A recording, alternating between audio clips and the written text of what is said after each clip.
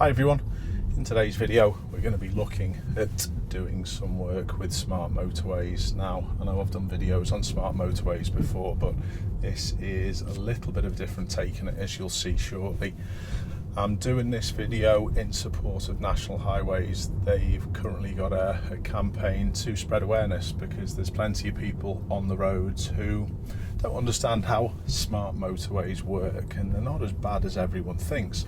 But before we go to that, I just want to let all my viewers and subscribers know about a partnership that I've just actually come to agree with a company.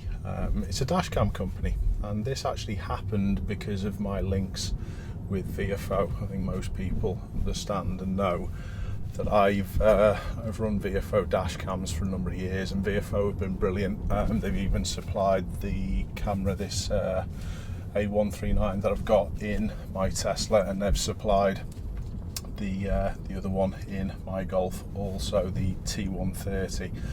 And it was from that I've found this company. They actually got in touch with me and asked me whether they could do something with the channel. So it's an absolute no-brainer. The company, they've got three little arms to what they do. They run a website called VFOUK.co.uk, and this is licensed by VFO, and they're allowed to sell the VFO products. That's generally for the cars, although VFO do make a system for motorcycles. They've got another website called inov.co.uk, and they specialise in camera equipment for motorcycles. They've also got their own brand of sort of dash cams as well, called Techologic. It's techologic.co.uk, and they also produce camera equipment for motorcycles, but they're generally for cyclists and horse riders. So I've got an agreement with this company and these people to help promote their cameras. Now, it is an affiliate agreement, so every camera that you buy, I get a tiny little percentage. So it is a nice way of you supporting the channel if you feel you wish to. Now, there is a little bit of another bonus with this as well. Now, I've checked the camera prices on VFOUK.co.uk compared to Amazon, and the unit prices are cheaper on VFOUK.co.uk, so they're already at a good starting point. But what I've been able to get for my viewers and subscribers, if they wish to purchase one of these dashcam units, is if you add a 128GB card to your basket, you'll get that 128GB card for free if you use the coupon code AshleyNeil. It's all in lowercase, and it has to be in this package, and that's probably a saving of, I think it's £21.95. That's pretty good going. That's over generally about 10% of your whole basket, so that's pretty good going.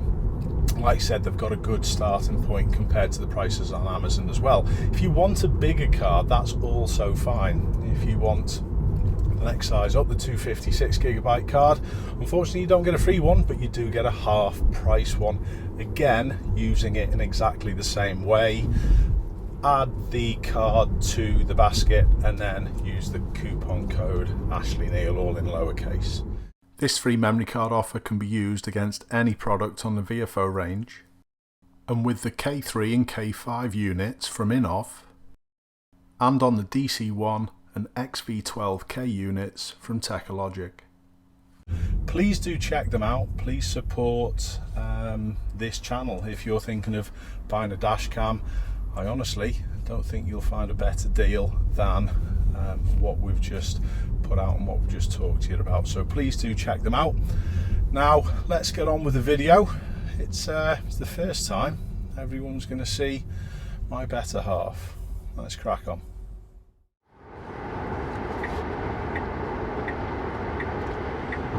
Hi everyone, we're on a little bit of a road trip. This is the first time my better half is has appeared on the channel, and we're going to base this video sort of around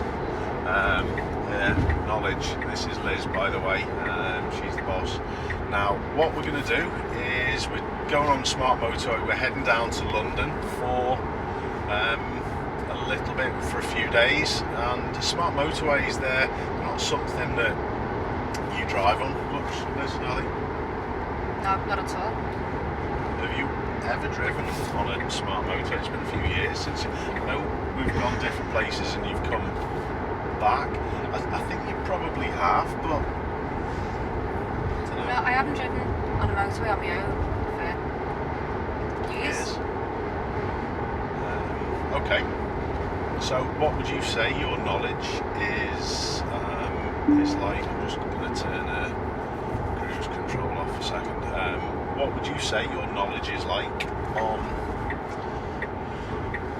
how these new smart motorways work? Because we're on one at the minute. I'm going to do a little bit of a Q&A to find out what you know about them, but what would you say your knowledge is like with these? Have you got any idea how they work? I know you've probably heard me talking about them on certain occasions, but... Yeah, I've heard you and the lads talk about them. Are they just... Do people monitor the traffic? Yeah. And then when it gets heavy, then they use the hard shoulder? Well, if you look at it at the minute, the hard shoulder's just not there. So this, you can get different types of smart motorway, and this one's using the old hard shoulder as a live running lane. In other words, you should use it as normal. I'm just going to get myself out round this lorry. But you're absolutely right with, they sense the flow of traffic. So if there was a big hold up, maybe 3 or 4 miles up, they would then start slowing the traffic down. Do you know how they would do that? What would they do with that?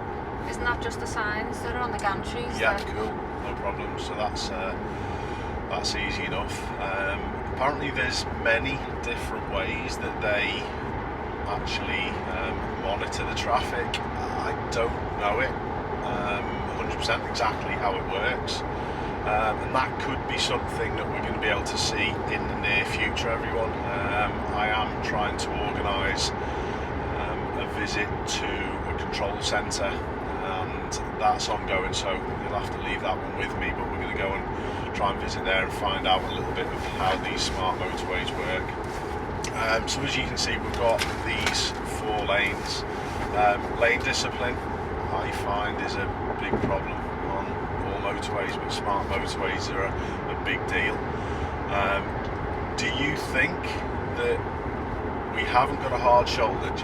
How would you feel if you were driving now? Would you be comfortable driving in the left lane, knowing that if a vehicle had broken down, it would probably be in this live running lane? Would that make you feel as though you couldn't safely be in there and you would probably stay in lanes 2 and 3 a little bit more, or would you feel comfortable going back in?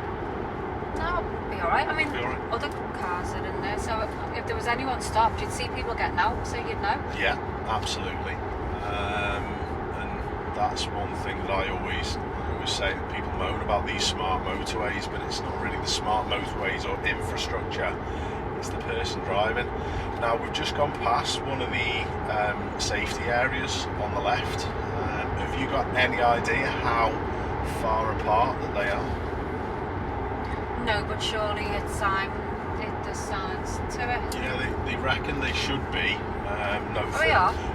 no further than a mile. I think in certain situations they're sometimes a little longer, but they are spaced at regular intervals throughout the smart motorway.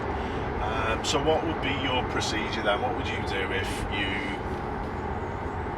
had a problem with your car and you were thinking, I'm going to break down here? What would be your thoughts?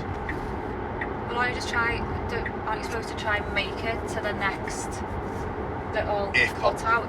But if not, then surely you'd just have to you've got nothing come to in do, as close as you could and then stop. I mean, what else could you do? No, absolutely. So you've got the right mindset already to move to the left and make it to the left if it's at all possible. I'll just ask you a couple of questions about live running lanes in a sec, but yeah, you should try and move to the left.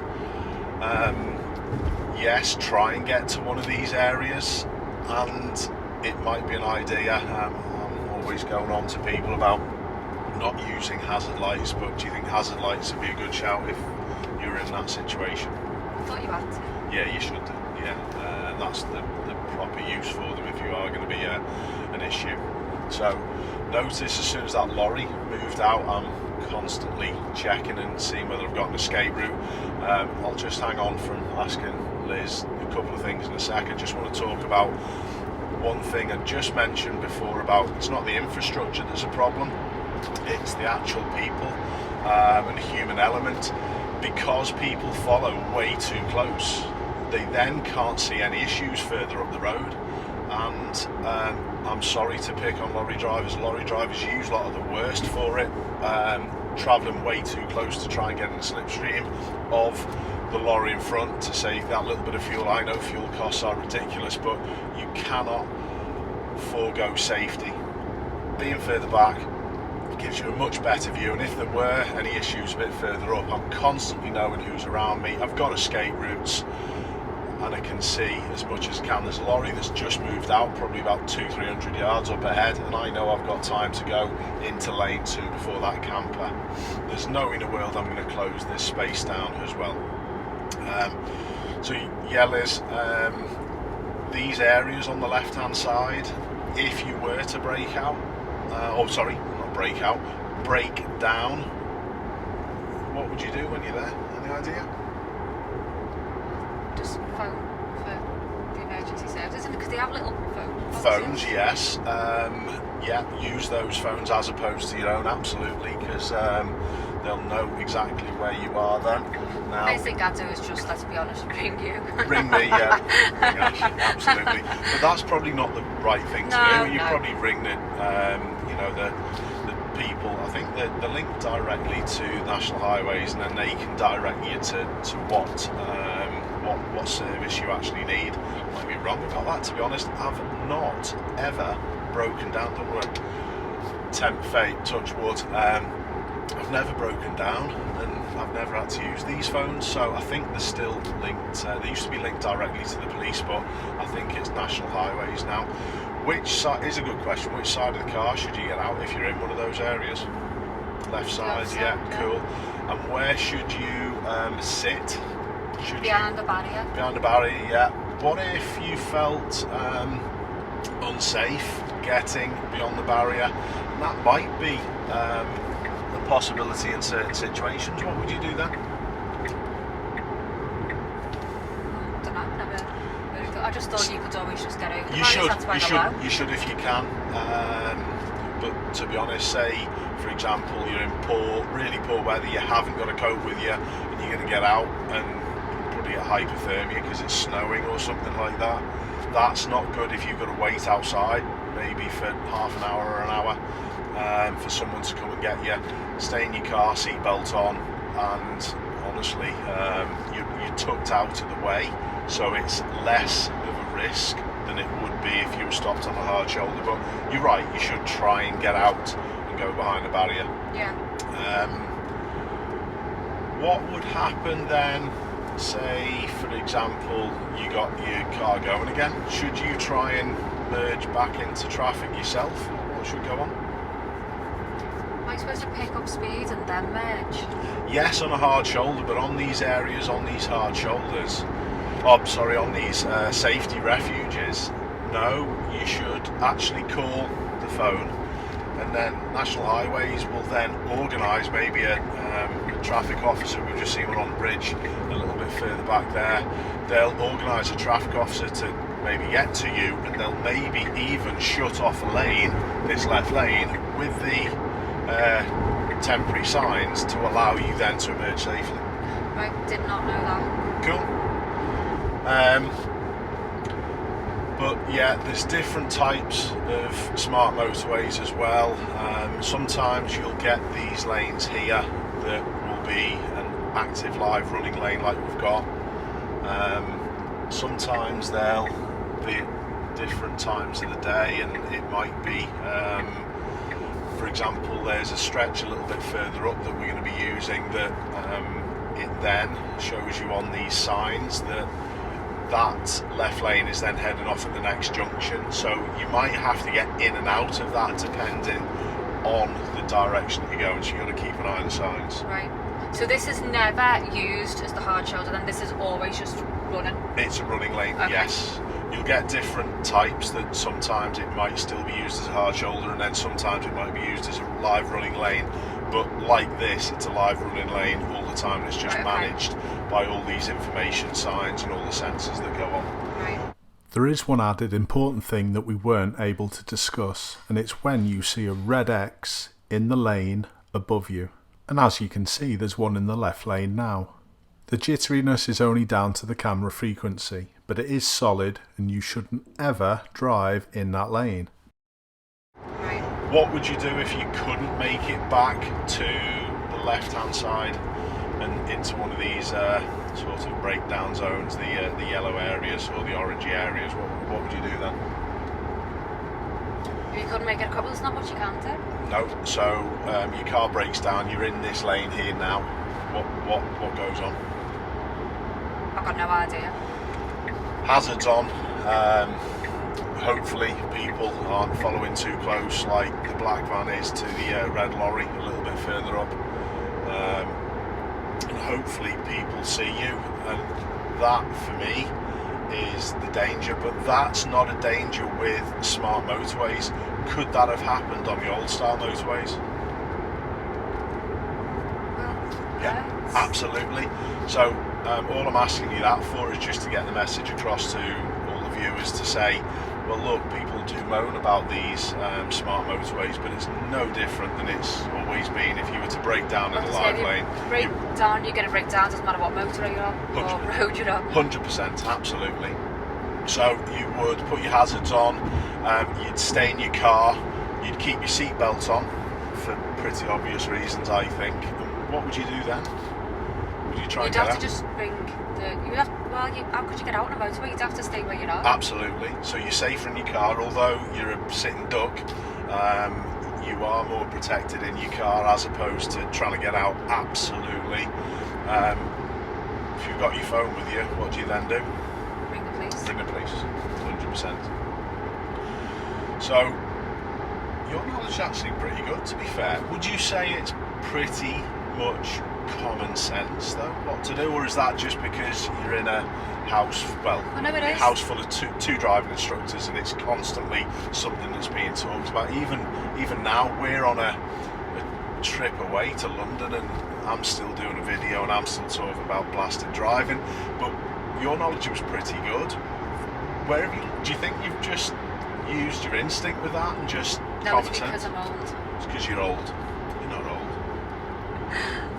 I'm old. You're not old. That's what it is. I think it is just common sense. Common sense. Last little thing as well is we're finishing, so variable speed limit ends, so now we're back to a normal motorway with a hard shoulder, so normal things apply. But just going back before we finish, all those signs when they come up with the speed limits, are they advisory or are they mandatory? I thought they were mandatory. Absolutely, so that will do with that. I think we've wrapped that up. Quite impressed, Mrs. Neil. You do always surprise me with your knowledge. Anyway, thanks a lot for watching everyone. I will see you all soon.